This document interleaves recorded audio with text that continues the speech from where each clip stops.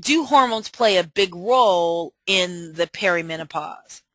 Oh my goodness, do they? I mean, hormones control just about everything in a woman's life, from our sex drive to our state of mind. So, again, like I stated, it's a balancing act. Hormones are key. They are so important, so vital to a woman's and a man's actually overall state of being and health. Because without our sex drive, there's just no drive at all. Isn't that funny? Absolutely. Well, then it's so in order to so sometimes these migraines or Yes. this feeling of irregular periods and the increased bleeding that happens after we reach a certain age, because of course we don't know it. How do you fix that? Is it through Well, hormone therapy or what are some of the ways that you can fix it? Well, I love hormone therapy. I like bioidentical hormone therapy. Yes, like I say, it's a balancing act. And if you can really test that woman's hormones and figure out exactly where she is, that gives us a roadmap to fix it. I love to use hormones. That hormones used to be only they used to only come in a pill form. Hmm. Now we have gels, we have creams, we have patches, we have lozenges, we have pellets that can be inserted underneath the skin. So yet I love to do hormone replacement therapy to fix my women who have hormone imbalance and make them have a smooth transition throughout this perimenopausal state. Wow.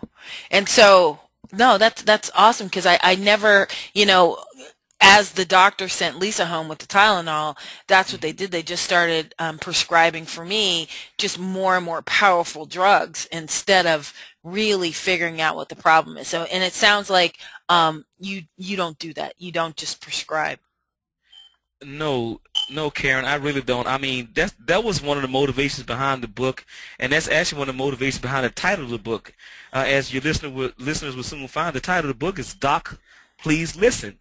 And what I had experienced, the book was written out of frustration, actually, by seeing so many women coming to me saying that, after reviewing their medical records and what the other doctors treating, reviewing the medication list, my God, they're walking around as personal pharmacies with all these medications in their bodies. And so the book was like, let me sit down and listen. And actually, if a doctor would listen, the patient would really tell you exactly what they need. You just got to put it together. Be a good medical detective and put everything together. They'll lead you right to it, and they will be thankful and grateful for the help that you're able to give them, which is what we do in our practice. Awesome. Wow.